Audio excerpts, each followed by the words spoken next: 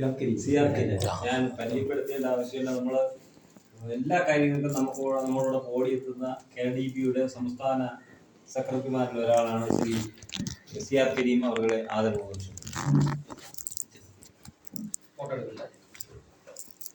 ബഹുമാനപ്പെട്ട അധ്യക്ഷൻ, എൻ്റെ ജ്യേഷ്ഠ സഹോദരൻ മൊഴിയിൽ മുഹമ്മദ് ഷിബു അവർ ഡിഗ്രി കൾച്ചറൽ സൊസൈറ്റിയുടെ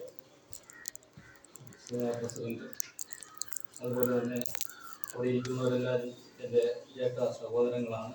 പനോരസൻ ഉൾപ്പെടെ, കൈപ്പാടി ഉൾപ്പെടെ, പിന്നെ നമ്മുടെ അഞ്ചൻ യൂസുഫ് സഹോദരൻ, അപ്പോൾ എല്ലാവരെയും ഒറ്റ വാക്കിൽ ഒരർത്ഥത്തിൽ സ്വാഗതം ചെയ്തുകൊണ്ട് നമ്മുടെ ഇവിടെ സംസാരിക്കുമ്പോൾ എനിക്ക് പെട്ടെന്ന് നമ്മുടെ ഒരു കൊച്ചുമോനിരുന്നു. അപ്പോൾ എൻ്റെ ഒരു കുട്ടിക്കാലമാണ് ഈ ഇവരെല്ലാം വിഷുവിനെ കുറിച്ച് പറയുമ്പോൾ എനിക്ക് ഓർമ്മ. കാരണം സ്കൂൾ അടച്ചു കഴിഞ്ഞാൽ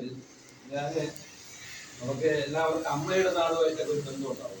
അപ്പോൾ അമ്മയുടെ നാട്ടിലേക്ക് പോകാൻ ഞാൻ ബഹളമാണ് വീട്ടിൽ. അപ്പോൾ സ്കൂൾ അടയ്ക്കുന്നതിന് മുമ്പ് തന്നെ മാമായുടെ അടുത്തൊക്കെ പറയും ഇന്ന് ഇവിടെ വരണം, എന്നെ കൊണ്ടുപോകണം. അങ്ങനെ അമ്മയുടെ നാട്ടിലേക്ക് പോകുമ്പോൾ അവിടെ ഒരു 2-3 ഏക്കറിൽ ഒരു വീടാണ്. അപ്പോൾ അതിൻ്റെ തൊട്ട് അടുത്താണ് ഹൈന്ദവ സഹോദരങ്ങളാണ് അതിൻ്റെ തൊട്ടടുത്ത് താമസിക്കുന്നത്. അപ്പോൾ അവിടെ TV ഉണ്ട്. പണ്ട് ദൂരദർശൻ മാത്രം ഉണ്ടായിരുന്ന ഒരു സമയ കാലഘട്ടത്തിലാണ് നമ്മൾ ജീവിച്ചു പോരുന്നത്. അപ്പോൾ ആ ദൂരദർശനിൽ ഈ പരിപാടികൾ കാണാൻ അന്ന് 3 മണിക്കൂറോ 2 മണിക്കൂറോ ഒക്കെയാണ് മലയാളം സംരക്ഷണമൊക്കെ നടക്കുന്നത്. അതിൻ്റെ കടലിൽ വാർത്ത ഉണ്ടാവും.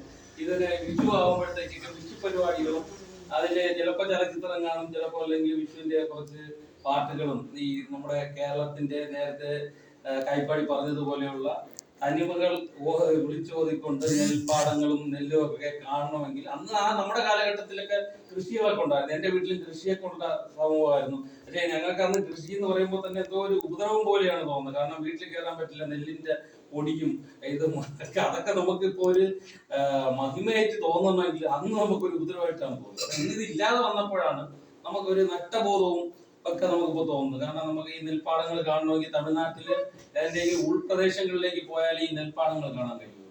അതുപോലെ പറങ്കാൻ കൃഷി, ഞാൻ നേരത്തെ പറഞ്ഞ പോലെ അമ്മയുടെ വീട്ടിലൊക്കെ ഒത്തിരി പറങ്കാവും തോട്ടവും മാവും തോട്ടവും ഒക്കെ ഉണ്ടായിരുന്നു.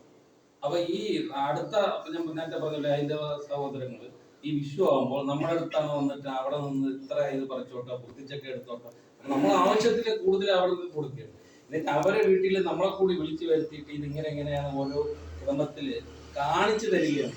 ഇതിങ്ങനെ വെക്കണം, ഈ സാധനം എവിടെയാണ് ഇരിക്കേണ്ടത്, വാൽക്കണ്ണാടി എവിടെ ഇരിക്കണം, കൃഷ്ണന്റെ പടം എവിടെ ഇരിക്കണം, അവരെല്ലാം പറഞ്ഞു തരാണ്. അങ്ങനെ നമ്മൾ ഒരു ബന്ധം വന്നതിന്റെ പേരാണ് എനിക്ക് ഇന്ന് വരെ ഒരു വർഗീയ ചിന്ത അത് വരാൻ കഴിയാത്തതും ഒരു മതേതരത്വ രീതിയിലും മതേതരത്വ വ്യക്തിയായി ഇന്നും തുടരുന്നത് ആ കുട്ടിക്കാലത്ത് അവരുമായിട്ടുള്ള ഒരു ആഭിമുഖ്യമാണ്.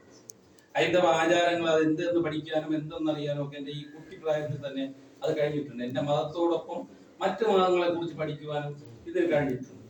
അപ്പൊ ഇന്ന് എനിക്ക് ഏറ്റവും ഈ മലയാളത്തില് സംസാരിക്കുന്ന പ്രസംഗിക്കുന്ന കൂട്ടത്തില് മതപ്രസംഗം നടത്തുന്ന കൂട്ടത്തിലൊക്കെ മറ്റേ നമ്മുടെ കബീർ ബാക്കവി, അഹമ്മദ് കബീർ ബാക്കവി എന്നാൽ അദ്ദേഹം നല്ല രീതിയിൽ ഒരു ശ്ലോകം ചൊല്ലി അതിന്റെ കാര്യങ്ങളെ കുറിച്ചൊക്കെ അദ്ദേഹം വിവരിച്ചു. കാരണം അദ്ദേഹം രാവിലെ എണീച്ച് കേൾക്കുന്നത് ഈ ശ്ലോകം കേട്ടോണ്ടാണ്, അമ്പലത്തിൽ പറയുന്ന ആ ശ്ലോകം കേട്ടോണ്ടാണ്. അപ്പൊ അദ്ദേഹം പറയുന്നുണ്ട് എനിക്ക് വർഗീയവാദി ആവാൻ കഴിയില്ല. കാരണം എന്താണ്, എനിക്ക് അന്നം തരുന്നത് ഒരു ക്രിസ്ത്യൻ മിഷണറിയിലെ ഒരു സിസ്റ്ററാണ്, ഇദ്ദേഹത്തിനെ പഠിപ്പിച്ച ഒരു ടീച്ചറാണ്. ഇദ്ദേഹത്തിന്റെ കുടുംബത്തിലെ ആ ദാരിദ്ര്യമൊക്കെ ഉണ്ട്. എനിക്ക് ആഹാരം ഊട്ടി തരുന്നത് ഈ ഒരു സിസ്റ്ററാണ്. അവരുടെ ആഹാരം കഴിച്ച് ഈ അമ്പലത്തിലെ വീട്ടിലെ പള്ളിയിലെ പാട്ടും കേട്ടിട്ട് ഞാൻ എങ്ങനെ വർഗീയവാദിയാവുന്നത്?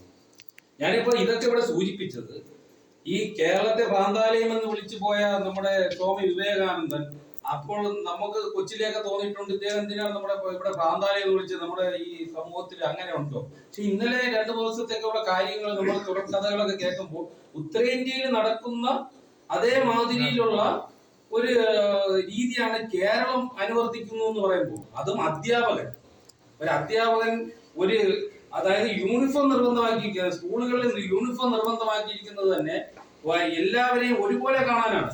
അവിടെ വലിപ്പച്ചെറുപ്പമൊന്നുമില്ല. ഈ അധ്യാപകൻ ഒരു കാഴ്ചപ്പാടിൽ ഒരു കുട്ടിയെ നോക്കാൻ പാടില്ല, അത് തീർത്തും തെറ്റാണ്. അങ്ങനെ അധ്യാപകന്റെ ഭാഗത്തുനിന്ന് അങ്ങനെ ഉണ്ടായിരുന്നെങ്കിൽ അധ്യാപകൻ ആ അധ്യാപന വൃത്തിയിൽ തുടരാൻ യോഗ്യനല്ല എന്ന് തന്നെയാണ് പറയുന്നത്. അദ്ദേഹത്തിന് അയോഗ്യ കൽപ്പിച്ച് ഇനി ഒരു സമൂഹത്തിൽ പഠിപ്പിക്കാൻ പറ്റാത്ത രീതിയിൽ അദ്ദേഹത്തിനെ ആക്കണമെന്നാണ് ഈ പൊതുസമൂഹത്തോട് എനിക്ക് പറയാനുള്ളത്. ഒരു അധ്യാപകൻ ഒരിക്കലും അങ്ങനെ ചെയ്യാൻ പാടില്ല. നമ്മുടെ ആരുടെ കൈവെള്ളം കുടിച്ചാലും വരുന്നത് ചുമന്ന രക്തമാണ്, അങ്ങനെയാണ് നമ്മൾ പഠിച്ചിട്ടുള്ളത്. ആ രീതിയിലുള്ള മതസൗഹാർദ്ദം നമുക്ക് ഊട്ടി ഉറപ്പിച്ചുകൊണ്ട് ഇനിയും മുന്നോട്ട് പോകണം. കാരണം ഇന്നലെയായിരുന്നു അംബേദ്കർ ജയന്തി. അംബേദ്കറിനെ കുറിച്ചൊക്കെ നേരത്തെ ഇവിടെ സൂചിപ്പിച്ചു കഴിഞ്ഞു. ഈ അംബേദ്കർ ജയന്തി അംബേദ്കർ അനുഭവിച്ച ത്യാഗങ്ങളൊക്കെ എന്തെന്നുള്ള അദ്ദേഹത്തിന്റെ പുസ്തകത്തിൽ തന്നെ പറയുന്നുണ്ട്. അങ്ങനെ നമ്മുടെ കണ്ണാഞ്ചിരട്ടയിൽ വെള്ളം കൊടുത്തും കുഴികുത്തി ആഹാരം കൊടുത്തും കിടക്കുന്ന കാലഘട്ടമെല്ലാം മാറി. ഇനി നമ്മുടെ പൊതുസമൂഹത്തിൽ അതൊന്നും പറഞ്ഞിട്ട് കാര്യമില്ല. അങ്ങനെ അന്നത്തെ കാലഘട്ടത്തിൽ വിവരക്കേട് കൊണ്ട് അങ്ങനെ ചെയ്തു പോയെങ്കിൽ അതിനെ ആയിരക്കണക്കിന് ആൾക്കാർ അതിന് ക്ഷമാപണം നടത്തിക്കൊണ്ടാണ് ഇന്നത്തെ ജീവിത കാലഘട്ടം നോക്കിക്കൊണ്ടിരിക്കുന്നത്. ആ പരിഷ്കൃത ഇപ്പോഴുള്ള പരിഷ്കൃത സമൂഹത്തിൽ കമ്പ്യൂട്ടറിന്റെയും ഇപ്പൊ ചന്ദ്രനിൽ തന്നെ ആളെ ഇറക്കാൻ വേണ്ടി പോയിരിക്കുന്നു. ഇറങ്ങിയോ എന്നറിയില്ല, ഇറങ്ങിയില്ല. അപ്പൊ ആളെ ഇറക്കാൻ വേണ്ടി പോയിരിക്കുന്ന ഈ സന്ദർഭത്തിലാണ് നമ്മളിവിടെ ജാതി കോമരങ്ങൾ ഉറഞ്ഞു തുള്ളുന്ന ഒരു സമൂഹമായി കേരളം മാറരുതെന്ന് മാത്രമാണ് എനിക്കിപ്പോ ഈ അവസരത്തിൽ പറയാനുള്ളത്. നമ്മുടെ കേരളം ഈ ഇന്ത്യയിലെ പൊതുസമൂഹത്തിൽ നിന്നെല്ലാം വ്യത്യസ്തമാണ്. കാരണം ഉത്തരേന്ത്യയിലെ ഒരു കുട്ടി കണ്ടില്ലേ, ഇവിടെ വിവാഹം കഴിക്കാൻ വന്ന് ആശ്രയിച്ചത് കേരളത്തിനെയാണ്. ഈ കേരള നാട്ടിലേക്കാണ് ഇപ്പോ ഒരു കുട്ടി അന്യ സമുദായത്തിലുള്ള ഒരു വ്യക്തിയെ കല്യാണം കഴിക്കുന്നത് കേരളത്തിലാണ്. കാരണം കേരളത്തിൽ നമ്മൾ സംരക്ഷണം കൊടുക്കുന്നുണ്ടാണ്. കേരളം അത്രയ്ക്ക് ബോൾഡാണ്. ഇന്ത്യ മഹാരാജ്യത്തിൽ ഏറ്റവും സമൃദ്ധിയിൽ ജീവിക്കുന്ന നമ്മുടെ ഈ സമൂഹം അത് എന്നെന്നും നിലനിൽക്കട്ടെ.